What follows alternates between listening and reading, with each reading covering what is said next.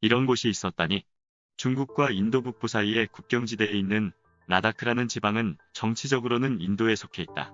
오래된 미래 책의 저자인 헬레나 노르베리 호지는 라다크 지역에 대해 이렇게 말한다. 라다크는 역사, 문화적으로는 작은 티벳이라 불리는 곳이다. 그들은 척박한 자연환경, 자급자족 경제생활을 영위할 수밖에 없기 때문에 라다크 지방의 사람들은 대지와 자연으로부터 분리되지 않는 삶을 살아간다.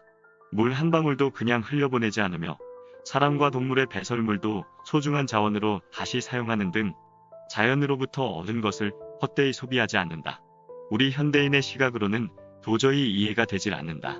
그럼에도 불구하고 라다크 사람들의 얼굴을 보면 평안하고 항상 웃는 얼굴이며 이웃 간의 다툼이 없고 각 가정의 삶이 충만하고 행복해 보인다. 왜냐하면 그네들은 이렇게 척박한 환경에서 이웃 간에 서로 돕지 않으면 살아갈 수 없기 때문이란다. 한편 그네들은 스트레스란 단어의 의미를 모른다. 그리고 늘 활짝 웃는다. 억지로 미소 짓는 체면칠의 웃음이 없다. 말 그대로 그네들끼리 까르르 웃고 박수치면서 박장대소를 한다. 남성도 여성도 노인도 아이도 각자의 역할을 다하며 당당하게 살아간다. 어떻게 이런 일이 가능할까?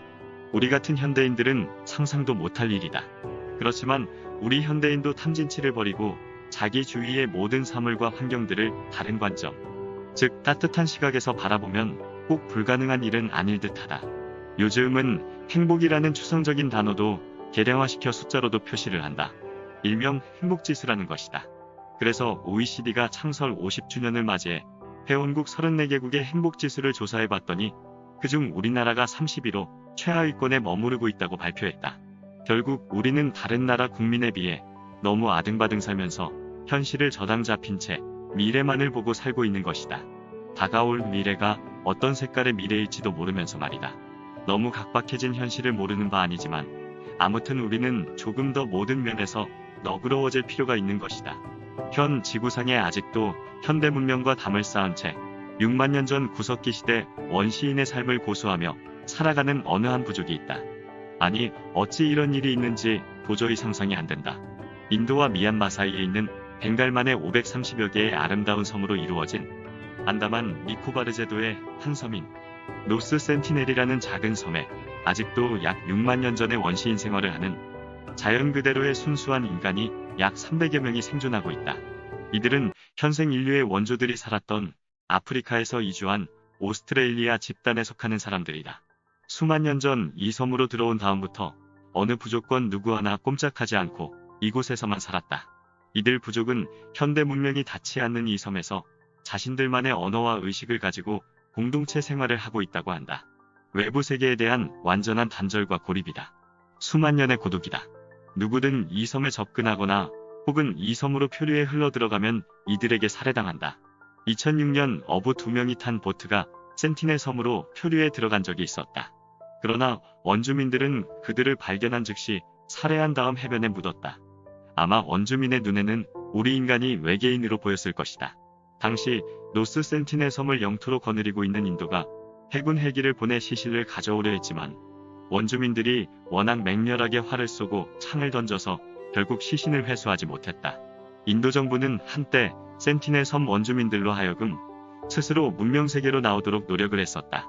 1960년대 말부터 이들에게 코코넛, 식료품, 냄비 등을 주면서 꾸준히 접촉을 시도했었다.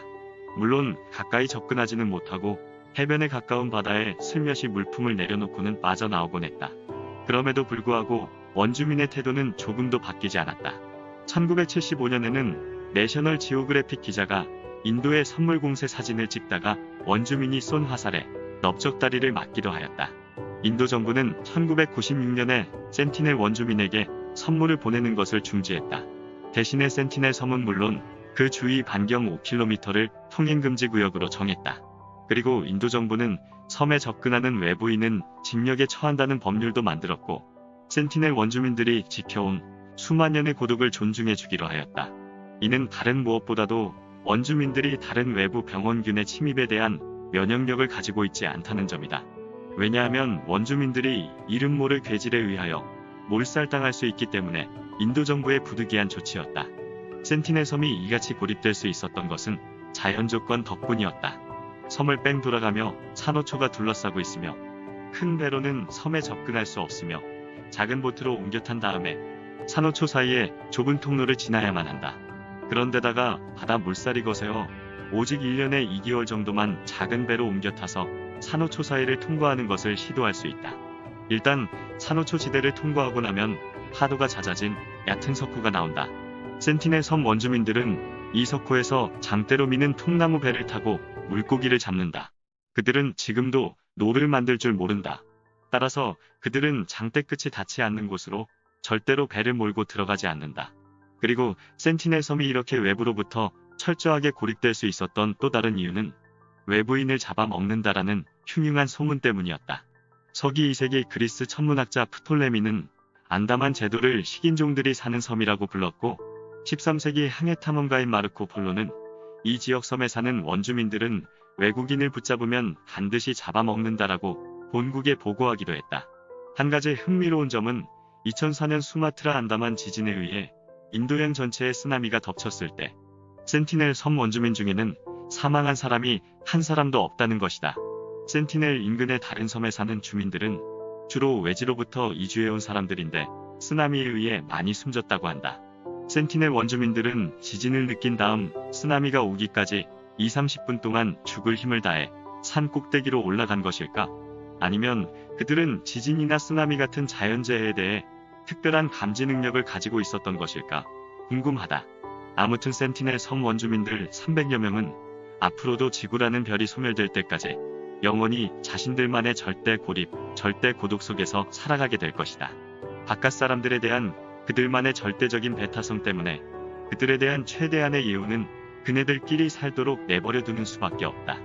그들은 분명 인류에 속하는 존재이지만 인류와 동떨어져 사는 존재이기도 하다. 결코 새로운 기술과 문명을 원치 않을 것이다. 그들은 닥쳐올 미래에도 그들만이 유지해온 자연에 순응하면서 터득한 삶의 지혜와 도구들로 여전히 평온하고 안락한 삶을 유지할 것이다.